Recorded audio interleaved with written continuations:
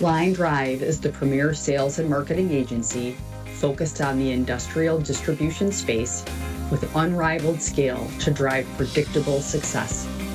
Our passion around people safety, facility safety, and productivity is evident in the services and solutions we provide to end users via our manufacturer and distributor partners.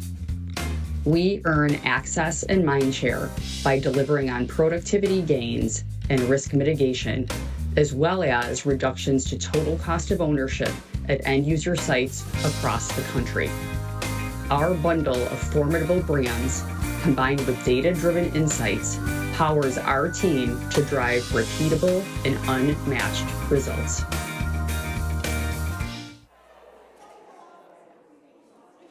I can't believe you weren't paying attention to the Line Drive video. No, I'm just kidding. Good morning, good morning, good morning. Oh, it's the last day, which makes me a little sad. But I still feel like I'm basking in the glow and the glory of being surrounded by strong women. So it's just been fantastic to be with you guys and to have people that are so intentional about being intentional and being intentional about becoming better leaders. So I thought I would do a quick recap of some of the things that we learned, or that I learned yesterday. So with our icebreaker with Ellen and Jenny, I loved learning how to be a croissant instead of a bagel. With confident communications and Nancy and her hot pink outfit, God, I love that. I would never have the guts to wear something like that. Feelings are not facts was the big thing that I heard in that session. In our roundtables, and it was one of us that said this, leaders are leaders regardless of gender, which I loved. And then I also loved when I saw that one of the answers to the questions was dirty martinis. And I know who put that one up there too, so. The women in non-traditional careers with Gina. I love this. Are you interesting or interested? I thought that was really great. The lessons learned in leadership, the panel discussion. I might be a little bit biased on this one. What I heard from other people was, oh my gosh, strong, humble, and vulnerable. And that everybody is real, regardless of role. So I thought that was pretty cool. The walk. Okay, the goal was $500. We raised $2,195. It's awesome. So it was a great day. It was a great day, and thank you all. You made the great day. You were a huge part of that with your participation and your energy and all that stuff. So really appreciate that. So a couple of questions came up about the leadership committee and what do you guys do? What does that really look like? So we wanted to make sure that we touched on that this morning. So I thought it would be a good place to start with the vision and mission of the Women in Industry group, just so everybody has a sense of that. So the vision is advancing the development, influence, and inclusion of women within the industrial channel. The mission is fostering a sustainable network of engaged professional women, leveraging expertise and relationships focused on the development of women. So that really drives everything that the leadership team does. You know, we strive to uphold the vision and the mission. And as we've referenced, Joby talked a little bit about it yesterday, you know, right before COVID, we went through this transformation where we wanted to be more inclusive. We used to be called WISE, Women Industrial Supply Executives. Now it's Women in Industry. You don't have to be an executive. We want to develop and network with everybody. We want to help each other grow and develop. And so that has all been happening over the last 2 years. And as part of that, we've really reassessed, like, what does the leadership team do? How do we want to be structured? And so the new structure of the leadership team, as you guys know, we've talked about Molly Langdon, who is our chair, who runs us, and Joby. In addition to that, we have the Education and Development Committee, Events, Experience, and Engagement, Advancement and Equality, Marketing and Communications, and last but not least, Fundraising. And so each of us on the leadership committee are on at least one of these committees, if not two, and we're going to be letting you guys know very shortly how you can get engaged with some of those committees, because we definitely want everyone's input. It's just going to make us better if we've got more people thinking about how can we accomplish the mission and the vision. So stay tuned on that. The other thing that I wanted to make sure that you guys were aware of is there is a place on the ISA website, I think it's under Women in Industry. If there is somebody within your organization or even outside of your organization that's a member of ISA that you think would be interested in being on our email list or getting communications, there's a place on the website where people can sign up to get into that loop. So I wanted to let you know that as well. That is all I had this morning. So we are going to bring the banana-eating, cartwheeling, fantastic duo of Ellen and Jenny back to the stage. Line Drive is sponsoring the session. I should not forget to say that. So this session is about stress less, choose more, emotional intelligence in your fast-paced life. So please welcome back to the stage Ellen and Jenny. Thank you.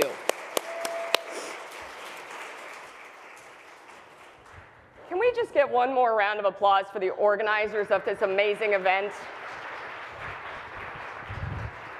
Good morning. Good morning, everyone. Hi, everyone. We're so happy to see you. You ready to rock? Yeah? All right. I'm going to start my timer because I'm timing you on some stuff today. Isn't that exciting? So, how many of you went to the ice bar last night? I don't expect to see any hands because evidently people were doing shots off an ice flume. We don't expect to see them today. But thank you for showing up bright and squirrely and ready to play. Let's go. I see some faces that are like, I really need more coffee. All right, so we want you to, we're going to practice counting this morning, right?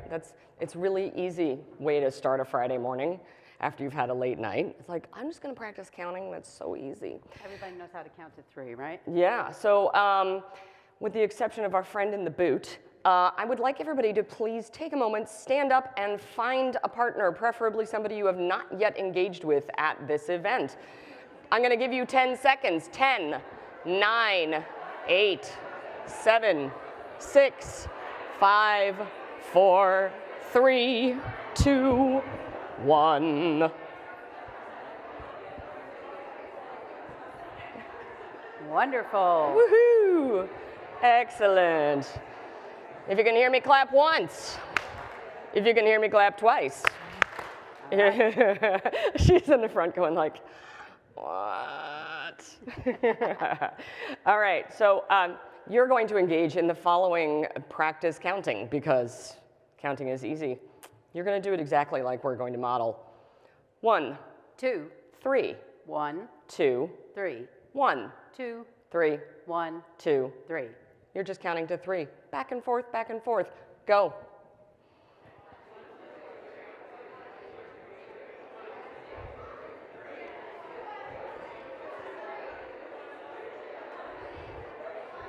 Keep going, keep counting, keep counting.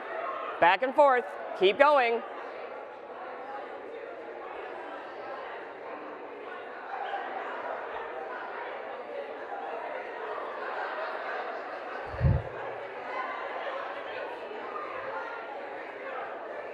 They like each other, they're just talking. Huh? All right. All right, All right. that was well done for a first round. If you can hear me, clap once. If you can hear me, clap twice. Excellent. All right, you totally knocked your first round completely out of the park. I'm amazed. Success. I did not see anybody like run screaming out of the room going, I did numbers. No. Yet. Wait, who are the engineers in the room? Are there any engineers in the room? No? Ooh. Ah, there's one. There we go. Yay. Yes. We love engineers. We work with engineers a lot, so they're usually like, yes, that's a logical way to do it, but why are you making me repeat it? So now you're going to, again, keep counting back and forth, back and forth. 1, 2, 3, 1, 2, 3, 1, 2, 3. But you're going to do it a little differently this time. So now the 1 is going to become a snap. Everybody face me and snap. All right, so it's going to look like this. 2, 3, 2, 3, 2, 3, 2. 3. Your turn, go ahead.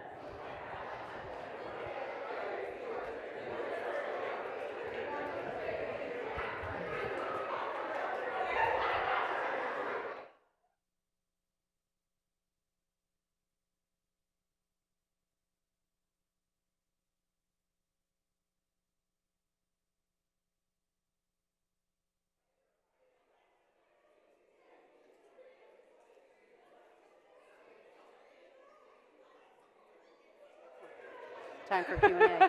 Oh, some of you gave up already. You're like, oh, I don't know if I can do this. All right. All right. If you can hear me, clap once. If you can hear me, clap twice. If you can hear me, clap 3 times. All right. Okay, so that was pretty good. You're getting better at this. I saw some of you gave up. Sonia You're said like, you're stressing me I out. can't.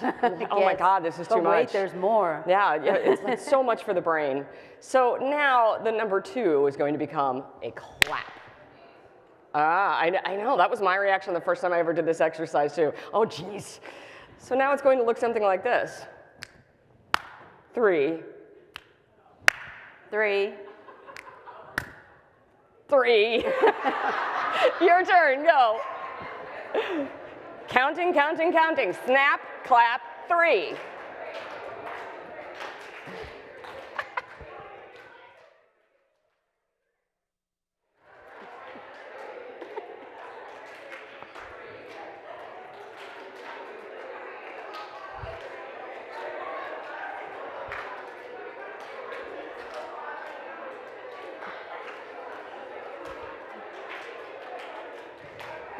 This is kind of cruel first thing in the morning, isn't it? A little bit. Quick, more coffee.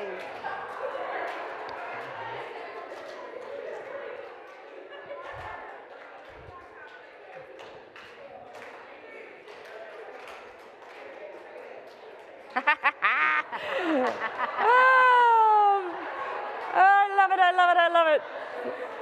If you can hear me, clap once. If you can hear me, clap twice. If you can hear me, clap 3 times. You're getting really good at this clapping thing, I gotta tell you. All right. So we're gonna complicate it by making the number 3 something different. And I will warn you, if you're wearing heels, just kick them off for the next part of the exercise, unless you've got like a nice fat heel on the bottom. So the number 3 is now a stomp.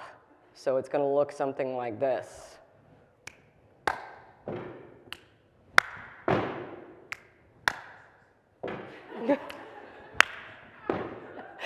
Snap, clap, stomp.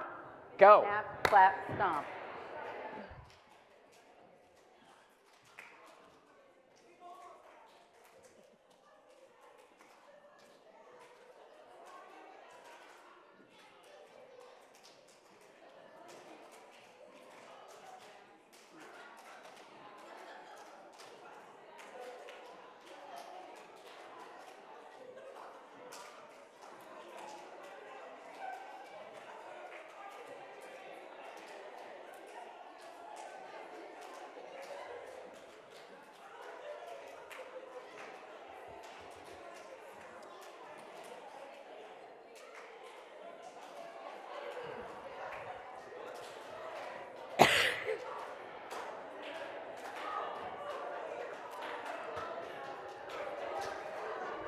Give yourselves a round of applause.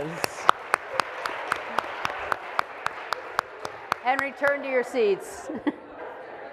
And as you're returning to your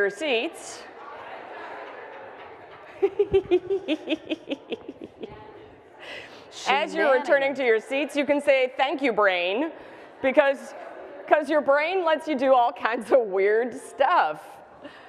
We're about to learn about how and why and who and what in the world that was all about. Yes. Yes. Also suggest the next time you have a staff meeting where everybody's low energy, plug something like that in, even if you just do a couple of levels, and the energy and connection between the people in the room will immediately go up, right? Because we all screw up together should be a mantra in every company, right? Okay, so. Oh, I know this story. Yeah. Ellen, what was going on that day that you were in the woods with Sandy? I'm walking through the woods. It's November of 2019 with my friend Sandy, who is usually bolting ahead of me, full of energy, and she's just sort of lagging behind. I'm like, Sandy, what is up with you? And she says, cookies. I'm like, what about cookies? And she says, I usually make 12 to 15 dozen cookies for Christmas time. The people in my office do a cookie swap. I bring them to friends and family. It's part of my holiday tradition. And I said, well, so why are you looking so sad about it? She said, well, you know, my dad died 3 months ago. And my husband, Kevin, is now working in Arizona. And my son, Ryan, he's at school. So what used to be this huge family thing that was fun now just feels like a huge obligation that I feel like I have to do because I'm afraid I'm going to lose. Like, my office workers will be disappointed and my family won't have cookies at the holiday. I'm like, oh, sounds like you're really upset about that. She said, I am. I'm like not sleeping because of these damn cookies. And we continued to walk through the woods. So if you're losing sleep over cookies, that's a big warning sign that something is amiss in your world, isn't it? Quick question for you. How many of you have things like cookies in your life as you approach the holidays? Things that you feel like you have to do that have your emotions, your knickers in a twist, as our friends would say in Great Britain? I've got my knickers in a twist. So the good news is that you can thank your brain for doing that. Because what your brain is actually doing for you is something that protected us from being eaten when we were living in caves, right? So Sandy's big outsized reaction was, I'm afraid, right? I'm afraid, I'm angry, I'm stressed, I'm overworked, I don't have time. Her dad had just died recently. So she had sadness and grief that was also dragging on her emotions.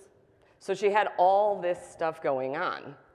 So something like as simple as cookies, something like that, is enough to put a big emotional reaction into the mix about small, ordinary things. This is what stress can do to us. This is also, from a brain function perspective, what actually happens is that if we don't know something is dangerous or is harmful, we're not going to flee from it, right? So, oh, look, saber-toothed tiger, must flee. Right? So look, the something that might happen would be there's something dangerous, like a Danger Will Robinson kind of thing for anybody that's ever watched that program. Right? So yeah, the robot with the flailing arm, like T-Rex arm robot. So our brain protects us by letting us know something's bad, right? It could be danger, it could be stress, it could be any number of things. So something happens. And what happens? So the thing happens, a stimulus occurs. So we run that through our filters. We run that through the filters in our brain that tell us what it is. Like, it's danger. It's danger. And then we react to the thing. We react to it, right? Sandy's having a reaction to the cookies. Like, oh my God, I'm freaking about cookies. Oh my God, my staff. Oh my God, my people. Oh my God, this sorrow in the background because my dad has passed. A tribal member has left. Anybody relate to all these things? This is the human cycle. We experience all of this every day of our lives. And then when we react, it has impacts, right? So Sandy's reacting. And it has impacts across our lives when this is what occurs for us. And the thing is, the more often something happens, we run it through our filters, react, and we have impacts, the more we run that pattern, it actually becomes something called a neural pathway. It becomes our automatic response that happens at the speed of light without thought. So we have automatic responses going on all the time to the world around us, right? How many of you know people who are high-charged emotions all the time? You don't have to keep your hand raised if you're one of them, okay? The other thing that happens inside that pattern that Ellen is describing is it becomes a story. Because humans are wired for story. It's part of how we make sense of information, is through story. It's a natural part of our wiring. It's like narrative. So the pattern that we may get into a loop around also becomes a story. And because we like certainty and we like what's known, even if a story is terrible, we'll stay in it because it's known versus unknown, right? Known is safer than unknown for humans. That's how we're wired. So what is emotional intelligence? It's a set of skills. It's measurable, like IQ, right? And it comes from the world of neuroscience. Like, how does our brain function? How does it affect our adrenal system? How do we throw off cortisol? All of that is science and neuroscience. And we know more and more about neuroscience and also about the psychology of how people work in relationship with each other. And it's a key part of your leadership success. Mastering EQ is a key part of your leadership success. So there's some interesting data. There's actually loads and loads of data about emotional intelligence and why it matters. If you can't read the slide all the way, the most important number on this for me is that 90% of top performers have high EQ. Why this jumps out to me always as a very important number for us to keep in mind when it comes to industry is that what is the focus in heavy industry? Anything but emotions. But if you look at the data, if you look at the information that tells us about what's actually going on in top performers across all sectors of the economy, that's a number that we all need to be paying attention to. So I want to address a question that, not a question, but an observation in the room because it comes up every single time as a question, which is, do women have more emotional intelligence than men? And the answer is absolutely, hands down, no. No, no, and no. See, emotions are a system of the body.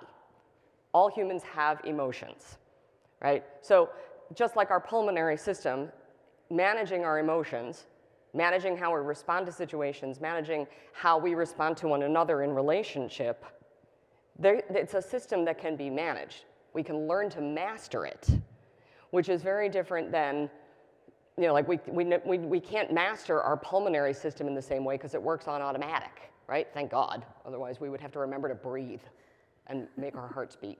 I have to remember to breathe sometimes. Yeah. Well, we'll get to that. But the question always comes up about women, and the reason that it comes up is because women are socialized to have permission to have emotions. It is not a biological function. It's not. And I think that matters because what are we trying to do in industry? Whether you're in manufacturing, you're in distribution, I know there's some folks in here that are from architecture, engineering, construction. These are all arenas where women are trying to make waves. We're trying to make headway. And we're going into spaces where emotions have historically not been allowed at all. Men have as many feelings as every woman in this room, but they're socialized historically to not have them and not acknowledgement. So and if you don't learn how to use that emotional system, you're not using and leveraging that emotional information.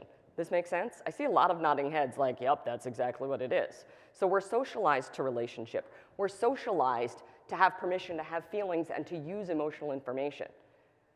So if we really want to make a difference for women, then we have to raise the EQ of women and men universally inside all workplaces. When we talk with clients, especially at the intake stage, and we say, what are the things that your team wants to achieve? What are the things you're struggling with? It's usually we have a hard time hiring people, or we have a hard time retaining people. That's one of our biggest challenges is we bring talented people in. We're not sure if they're gonna be our next leaders or not because we don't know if they're gonna stay. You remember Joey talked about create a climate first where people wanna be and they'll stay. Right? Don't expect your people to create the climate. He talked a lot about that. So a lot of the climate of the we'll call it hyper-masculine, not like male, but hyper-masculine behaviors in workplaces is a very tough hill to climb for a lot of organizations. And EQ gives you the ability to unlock how can we be better with each other such that when we bring new people in, they go, hey, people are really cool here, right? Like they're able to manage their emotions as they happen over the course of the day, right? What would it be like if you had people lining up to work for you is always a question. How they get there is a whole other conversation. So when we invite you to start thinking about these questions as it pertains to your organization, because that creates an opening for you to take back to the job and say, well, wow, what if we started using emotional information? Like, we're gonna give you a couple of ways to just start doing that a little differently by the time you walk out the door today. And there are things that you can share with your team. So we're gonna give you a couple of specific tools to support that. So we've created, Boulder Company, an alternative to the something happens, you run it through your filters, you react, and it has impacts. Would it be good to know what the alternative to that is? Yeah, okay. So the first phase of it is something we call feel the heat. And in the story about Sandy, she was feeling the heat. She was feeling all the feels, right? Sad, angry, depressed, anxious. She was having a lot of feelings in that, right? Yep. And we just put you through a little teeny tiny speck of feeling the heat. So let's go back into that, that what in the world are we doing exercise. So how many of you were in your head going, I don't know what I'm doing. I'm screwing up in front of someone. Right? You don't have to show by way of hands. You can keep this information to yourself. We don't want to embarrass you. But just notice your response to the following questions. Was I uncomfortable? Did I feel embarrassed? Was I okay with it because everybody else in the room was doing it with me, but I was still, it still felt weird? Right. Right? And why are we doing this? Right? We purposely make you feel those feelings because we wanted to activate your emotions. We wanted you to feel just a little uncomfortable, but make you laugh at the same time, because that is feeling the heat.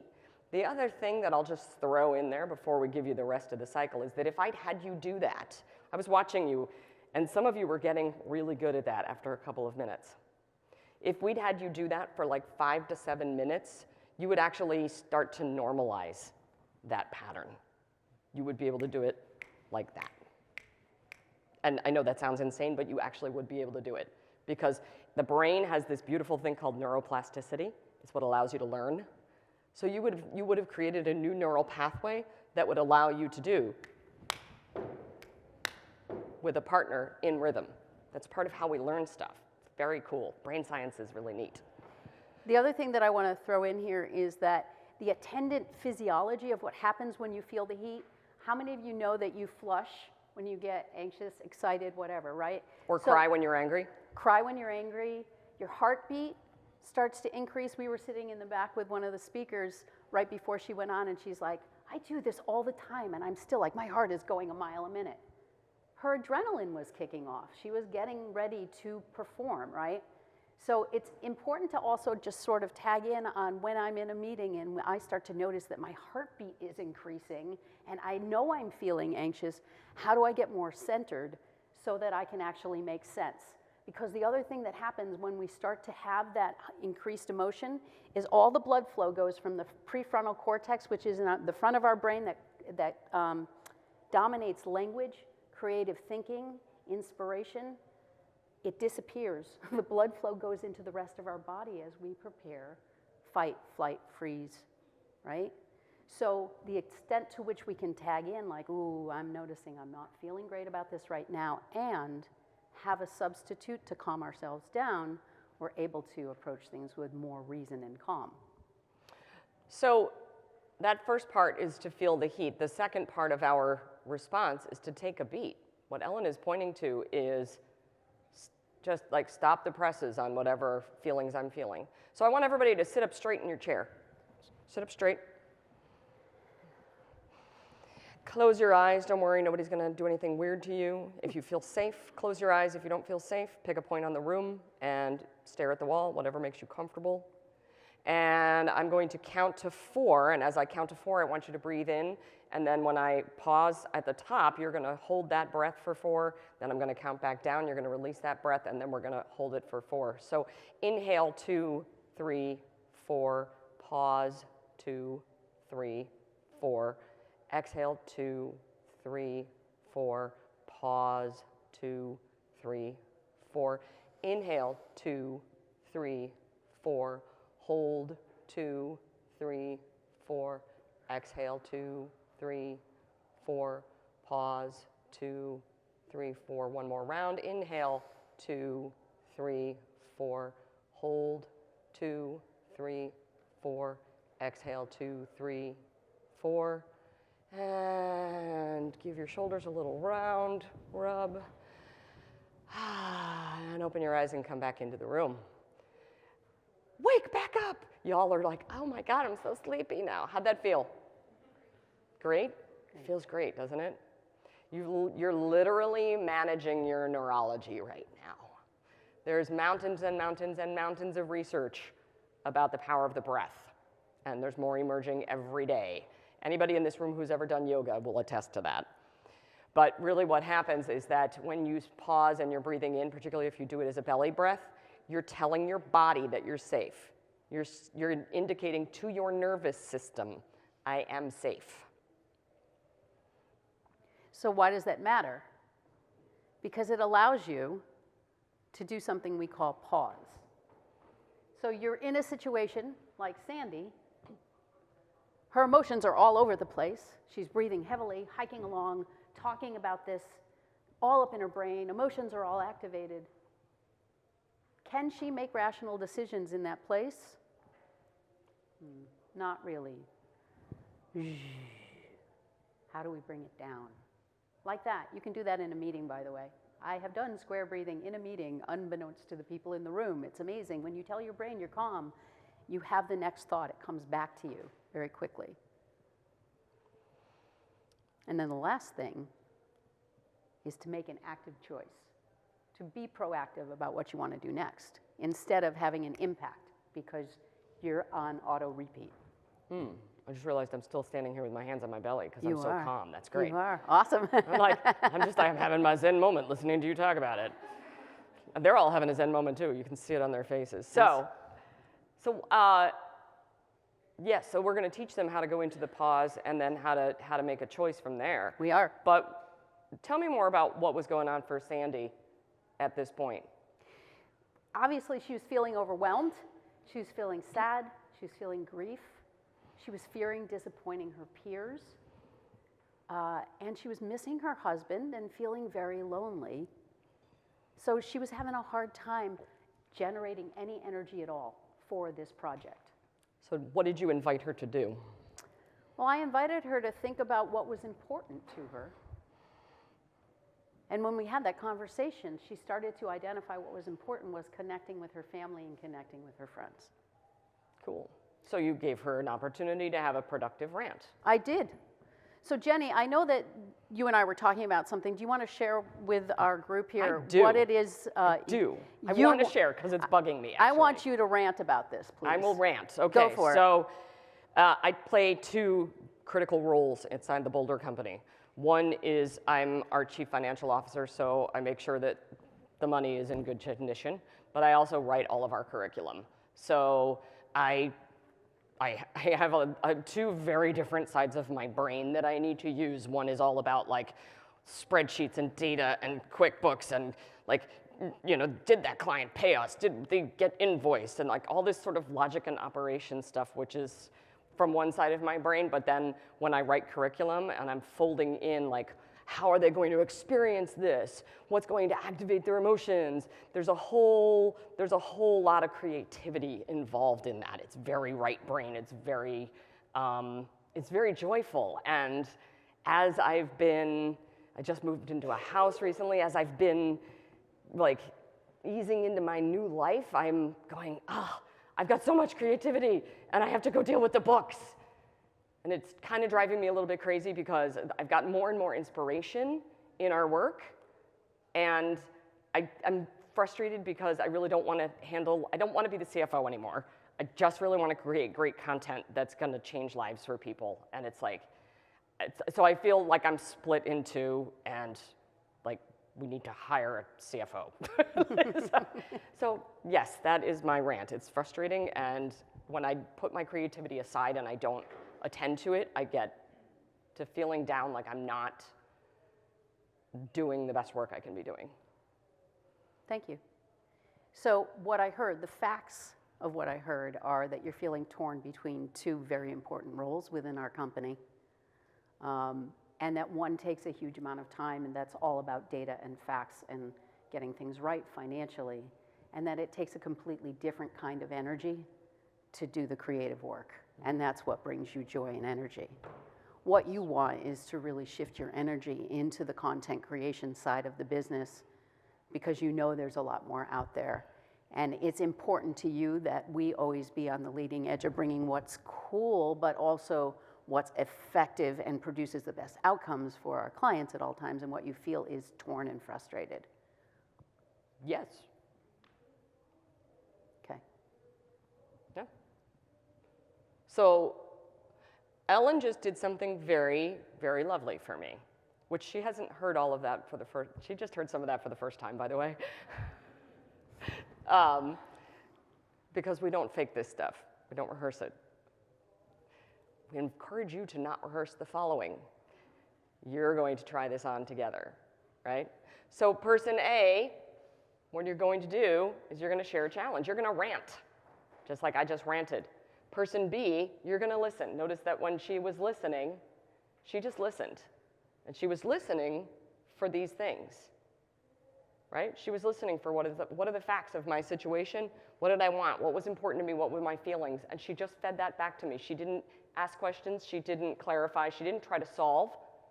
She didn't form an opinion. She didn't assert anything about her own self. She just fed me back what she heard me say in a very clean way. So we're going to give you an opportunity to practice that. We're going to give you a couple of minutes on one partner side, and then we'll call time after a couple of minutes, and you can switch roles, so everyone will have a chance. So if you can hear me, clap once. If you can hear me, clap twice. Thank you. Thank you. So before, we're going to have you do a second part to this exercise in a minute, so stay with your partner. But You can sit down, though. you can sit down if you want to. Let's hear a couple of shout outs. What was it like to just have the space to rant and vent for a minute, knowing that you were being listened to in that way? How'd that feel? Safe. What was the word I heard? I'm sorry, I heard a word back there. What else was the experience of being able to just rant in a way that you're like, wow, someone's not going to judge me. I have permission to rant. Comforting. Yeah. Yeah, what other feelings were there for you in that? Because you're sharing with a stranger, probably. That's a little weird. Freeing? Yeah. Yeah. Yeah, because learning the difference between like sort of ranting in a complaint way is very different than like, I'm going to intentionally rant right now, knowing that you are going to hold space for my rant. How often do we actually stop and listen to each other that way? Right? Probably not as often as we would like. But what would happen for us inside our relationships, and what would happen to our emotional state if we were very intentional about ranting and we put those kinds of healthy boundaries around it? You ever hear yourself complain about the same thing over and over again? Yeah, it's like, I'm telling that story again about how much this thing is awful. And then the next day, I'm telling that story again about how, that story again. Again. Right? So the productive rant gives us the space to say, wait, I'm gonna put boundaries on this. I'm gonna, permission to rant, but then I'm gonna like close the loop on it because it's not exactly the thing. How many of us want to carry that around on our shoulder all day, right? It's the thing Gina was talking about, the chip on her shoulder. That's the exact thing we're talking about. So welcome to the idea of diving into listening. So this is a productive rant, courtesy of our dear friend Kat. And what you were just uncovering was the dive. The facts are, what you want is, what's important to you, and what you feel. Data, intentions, values, emotions. The thing that we know, particularly with young leaders, is they don't know how to listen like this. This is a construct that we learn, and then we start applying it. So in our leadership development work with USESI, have any of you heard of them? They're a huge electrical supply company. With their emerging leaders group, we teach them this for interacting with customers who are melting down. Right? Because when, especially young leaders, standing on the other side of a customer melting down, they're feeling all the feels. some of us, as we get more mature, we're able to sort of put up plexiglass and recognize that's about them, not about me, and I can hold space and listen. But, you know, that's a fear response right away. I've done something wrong. They go right into, I've done something wrong, and how am I gonna fix this? And they get into the fixing mentality and they're not listening. So this is a great thing to bring into the room to say, when you're dealing with somebody who's having a lot of emotions, how can you hold space, just listen and feed it back to them? Because what happens, how many of you noticed that after you shared your rant and you got that feedback, how did you feel? What happened to the emotional charge you had around the emotion, around the thing you were talking about? What feelings did you have after you got the whole thing out and somebody fed it back to you and said, this is how you're feeling, this is what's important? What? Didn't feel as intense, I felt validated, what else? Calmer, right? So remember, if your customer, if their emotions are on fire and the blood has left their brain and they can't think or focus, if you can bring them down emotionally, you can have a rational conversation with them, right? When your emotions are elevated, you can't do that, and when their emotions are elevated, they can't do that. Any of you have spouses or significant others where you're both up here, emotions are high, intelligence is low, is a frequent statement around our house. I'm on fire, I'm gonna go for a walk, right? So I want to point out that you may or may not actually feel better after the productive rant. So we want to be clear about that, that sometimes the ranting thing is not necessarily the thing that's going to discharge the emotion, right? But what we would invite you to take on, both as the listener and as the ranter in your interactions with people borrowing this model, is the idea that listening for these things reactivates executive function in your brain. So it starts to pull your attention away from the high charge, even if the emotion is still there, which it probably will be in a lot of situations. But it gives you a way to start looking at, these are the pieces and the elements of the situation. Right? So it's a clarifier. It has the opportunity to create clarity. What was it like to actually hear the pieces back? Like, what was the experience of hearing the pieces back from somebody else's point of view? Can anybody, let's hear a couple of shout outs about what it was like to hear that, like those nuggets. Did anyone have any ahas around that? Because that happens a lot. Everyone's thinking. Yeah. Felt more clear.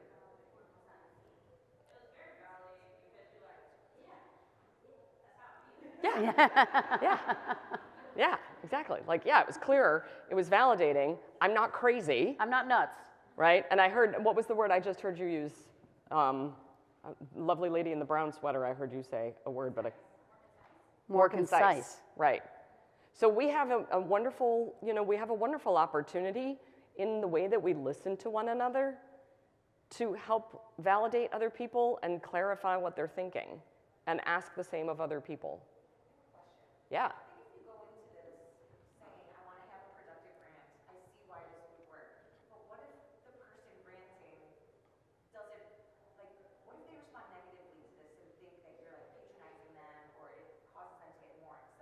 So the trick to using this with people who haven't learned it is be a good listener and feed it back to them without labeling it as a productive rant. Does that make sense? It sounds something like, oh, okay, so you've got 2 roles in the company? Wow, okay, and what you want is to spend more time on one than the other, I get that. Yeah, so what's important to you is creativity and parsing out the time so that you can do it. And it sounds like you're pretty frustrated. She has no idea that that's what I'm running through, right?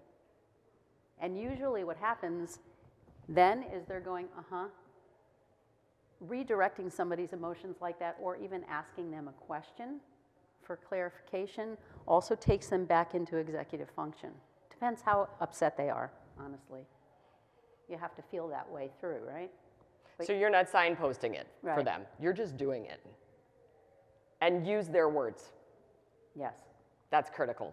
Use their words. The most validating thing you can do for another human being when you're listening to them express something difficult is to use their words and literally say back to them, So you feel frustrated when they say, I'm so frustrated about this. Yeah, you feel frustrated. That must be really hard. Right? So you don't need to be patronizing about it at all. It's purely a function of having the tool in the back pocket and expressing it naturally in a way that it activates genuine empathy on your part. Does that help? Cool. So, yeah. So when I was walking in the woods with Sandy, what I started to get at with her, you know, we're walking along and I'm saying, so Sandy, inside of this conversation, what can you control? She's like, well, I can make them or not. I said, is it really that black and white? What else can you control? She's like, well, you know, I suppose I could look at my calendar and carve out some time. I said, what else? She said, well, I could make fewer. Okay, that still has you making cookies. Does that work for you? And she said, I actually enjoy making them. It's the pressure of making 15 dozen that is so overwhelming. I'm like, okay, that sounds good. So you could make fewer and feel good about that. Yeah, well, what could you influence? And she goes, what do you mean? I said, well, who could you talk to? Like, how else could you influence the situation? And she said, well, I guess I could like have a party at my house and bring people to my house to help me. Yeah, you could. I said, could you talk to your coworkers about what you're going through? She said, of course, they love me. They know what I'm going through. I said, do you think they would understand if you took a whole year off and didn't bring cookies in at all? She said, yeah, they'd probably give me cookies and want to help me to make me happier. Huh, so she could influence that. I said, well, how about Kevin? Is he coming back from Arizona? She's like, he's coming back next week. He's going to be home for 2 weeks. I said, you think you could put him on cookies? Then she started laughing. She's like, yeah, I guess I just feel upset because I feel like I'm in this alone. And I said, are you alone? She said, you want to help me make cookies? Sure. She lived around the corner from me, right? And then I said, so what do you need to let go of here? And she said, what do you mean? I said, you're really wrapped around the axle with this cookie thing. What do you need to let go of? She's like, cookies don't really matter in the scope of whether people love me or not. Correct. I said, are you disappointing people by choosing yourself? No, I guess not. Right? So that's how Sandy resolved it. We made a lot of cookies together. We laughed, we drank wine. It was all good. Friends of hers came over, right? And we walked through that together on the rest of our walk talking about that, right? Where else in her life could she have more choice? So Jenny, in your situation in our company, because we have real life applications of this, right? It's not just about cookies. What can you control? I can control my calendar. I think that what sometimes happens is I do a lot of like blocking off of time to say like, I'm gonna do this operations stuff, I'm gonna work on this type of system and this like money thing, operations day to day. Like sometimes I block off time and then I block off creative time to do like the right brain stuff of the creativity. But then I don't honor it, so I think I could maybe clean up my act around like honoring those boundaries and saying to you and the rest of our team, I really need to focus on this creative time. I really need you to not ping me, not call me, not text me, and say, if we want this program to go really well, I need to do the deep dive into creative work. It's more important that that's done with the creative work because that's much harder for me to access. Like, I can do the books when I'm bored and tired and I'm like, my brain's half on because it's not That's a little concerning. Okay. All right, I can do operations things. Probably should not have said that part out loud. Just kidding. But like there's stuff I can do, like the logistics stuff doesn't take a huge amount of like drawing on my soul to make the work better. But the creative stuff is it's harder. It's like I have to dig deeper for it. And so I need to speak up better about my boundaries with you and our team and say like, if this client program needs to get done and we want it to be outstanding, leave me alone for like the whole day. Like literally the whole day. Like do not text me, do not call me unless something is on fire. Wow, that feels good to say that out loud. And what can you neither control or influence in this situation? So I can influence you. I just figured that I can influence you by saying leave me alone. She's an influencer. So I can influence. So I can also influence by letting you know what my plans are. So like letting you and the rest of the team know not only that I'm blocking that time off, but sort of like giving you a view of what I'm doing during that time. Like I'm working on like this program for Corning or whoever. And so like, because I think that offers assurance. Yeah. And that's influence, right? Like if I offer you and our team assurance that those things are in motion, I'm having a positive influence on how you're thinking about our work. Yeah, and what do you just need to let go of? The idea that I'm letting you down or in some way not honoring the work of the team by putting up those boundaries. Like Okay. I'm not letting you down by doing that work. Exactly. Thank you. So the next question is, what actions can we take and what do we need to release ourselves from? The actions, I can go back to my calendar and I can release myself from feeling so pressured about getting certain things done from an operations standpoint that are not urgent.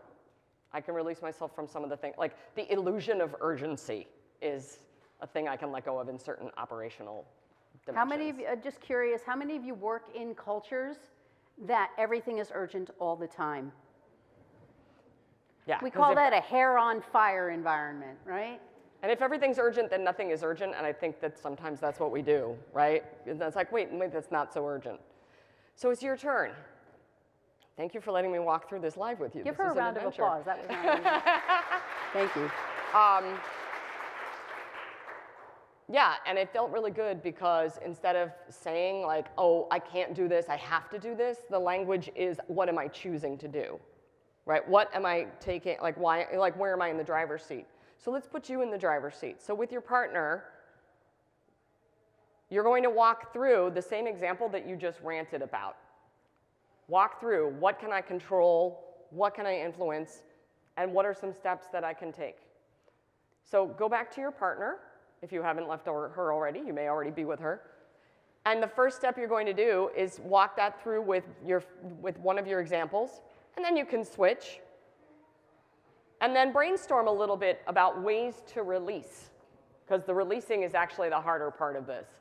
Like letting go of the urgency is actually very hard, because I need to let that go.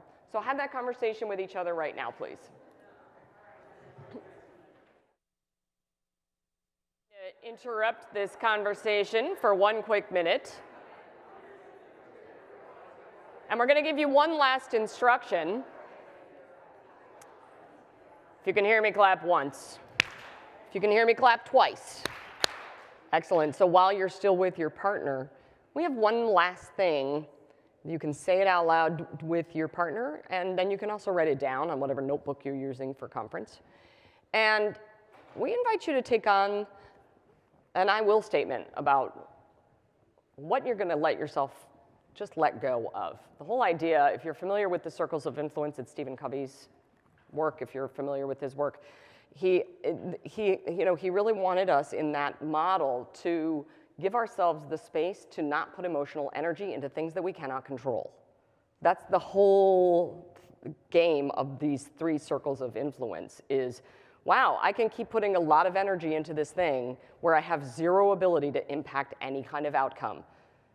So I get to take back that energy. That's the whole thing about emotional intelligence. I heard a couple of things come up about the listening and about the ranting. I heard people say that I felt validated, I felt soothed, I felt liberated. So the thing that we invite you to take on about this model that we're giving you, the feel the heat, take a beat, pause and choose model, and using the rant, and using the dive, and using the circles, is the idea that you can be very intentional. You can be very intentional about how you manage your emotions. And the thing is that the model itself is not complicated, is it? No. The things we need the most in the world are not overly complicated. What they require is practice and regular use through intention. So we encourage you in this next little conversation with the people at your table, if you've identified something that you realize you can't control or influence in this situation, I will release my sense of obligation to bake cookies. And it doesn't necessarily have to use the word release either. So I literally just came up with one. Ellen and I were doing the exercise on stage, and I said, I will tell you to leave me alone. And we laughed because that's exactly what needs to happen. She goes, that's good. You need to get better at that. How many Right? of you do DISC? Any of you use DISC? Yeah, she's a high D. So, Shocking. but she never says, leave me alone. Right. Right? So that was actually a big deal to be able to say that. So being able to state that, it sounds like nothing to make an I will statement. Try it on, see how it feels.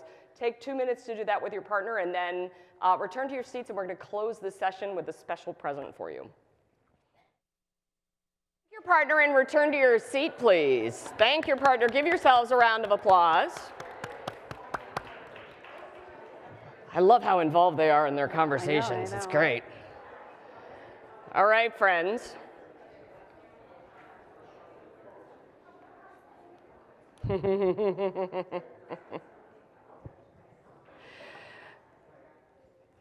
It brings us so much joy when we see you building relationships with each other in this way, because that's what conferences are for, right?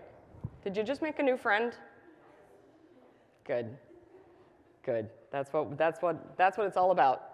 So we have now walked you through briefly our model, which is feel the heat, take a beat, pause, and choose. Which again, not complicated. But what we would ask you to do coming out of this session today is to practice it, to use it as often as possible by design. Oh, there's a song. Sing the song, Ellen. Feel the heat, take a beat, pause, and choose. She Come loves on. Broadway. Feel the heat, take a beat, pause, and choose. You're welcome. You now have an Feel the earworm. Take a beat, pause, and choose. You're welcome Very for the catchy. earworm, Yes. and it'll make it easier for you to remember it when you're in the middle of feeling the heat. I had somebody run up to me at a conference and go, that thing, that feel the heat thing, I remembered that, and it saved my butt multiple times. But what's the last part? I'm like, choose. She's like, oh, all I was doing was regulating my emotions. I forgot that part entirely. But it saved me a lot of stress. She works in construction, so she deals with a lot of pretty intense things, just like we do in manufacturing and industry. So we invite you to take this sentence home with you as well. This actually was a life-changing idea that was presented to me several months ago in a meditation. And one of the meditation guide on the timer app said, boundaries are actions or inactions I choose that keep me free. And I went, that's what boundaries really are. So take that one home with you, because it will help you when it comes to figuring out, what do I choose for me right now? What do I release? What do I let go of? Ellen, can you give us the next slide, please? So we're going to give you a present. What's the present, Ellen? So we have a whole worksheet for you on the Boulder cycle of response. We have more information about how to employ it. We have a handout that you can use. We also have a monthly jam. So if you have enjoyed the work that you've done with us over the last 2 days, we invite you to come jam with us. So every second Wednesday of the month, we get on Zoom and we run some exercises and conversations. It's open to women in industry. It's not that it's not open to other people, but that's really like the people we're out to serve are you. So we designed the jam specifically for women who are working in high-pressure, male-oriented environments, and the exercises and tools that we use in the jam will make you laugh. They'll continue to connect you, and so you can build your relationships, find your voice, listen better, all the good stuff that we all want to be doing as leaders. And we have a podcast. So we're always looking for podcast guests. So if you have opinions about women in industry, please reach out, because we want podcast guests for 2023. That's right. Yeah. So any closing remarks for them? You all have been wonderful. Give yourselves a round We're of going to give applause. you a round of applause. We're going to say special thanks to Donna and to Joby and to Izzy from ISA for being such great hosts for us and for bringing us here. And on behalf of Boulder Company, go out there and make a difference, ladies, with each other and for your teams. It's been our pleasure to be with you the last couple of days, so thank you very much. All right, thank you, Ellen and Jenny. It's time to go home, ladies. But before we go home, I'd like to add a couple things to Kristen's recap. So the first night with Joey Coleman, he reminded us to keep it personal. Make sure you research your customer, make sure you understand your customer, and the connection is always human to human versus B2B and B2C. It's always human to human. How many of you did your selfie video? Show of hands. What? I was expecting 0. You did? Wow, wow, wow, wow. That's wonderful. Yeah, oh, you did? Did you look at it first? Okay, okay. So you did have the liquid courage. Well, good for you, good for you. So I thought that was a great best practice that we can consider. And it's not just for external customers. Do that if you're in a service role like myself. I serve my internal customers as if they are external. My team takes very much pride in servicing the internal customers because our sales organization is absolutely the heartbeat, and we couldn't do it without them. Yesterday, phenomenal day. I had a ball. I absolutely had a ball. We started off the day crying. A lot of tears in the morning, at least I did, honoring the beautiful Donna Brenner and wishing her well, as well as that wonderful charity. So you guys rocked it. I am a huge proponent of getting involved, but I want to remind you all that it's just not financial. If you remember the video of the individuals that were dressed in the costumes, they were given their time. The one young lady said she shows up every Friday. So your time is equally important to the financials because we're not all in a position to always give financially. So your time goes a long way. So there's a lesson to be learned with that. We had great conversation through the roundtables, the panels. We had 2 fabulous speakers. But if we want to continue to really enjoy the quality programming that ISA puts together and facilitates for us, it's very, very important to get your feedback. So you'll receive a survey. The survey will be ISA related as well as we. So we have an obligation as members to enjoy this content, but provide the feedback and tell ISA exactly what we need and what we want. So our employers have invested in us all to be here today. So I would really, really ask that you consider when you get back to write a thank you note and maybe recap a couple things that you learned this week. Very, very important. It goes a long way.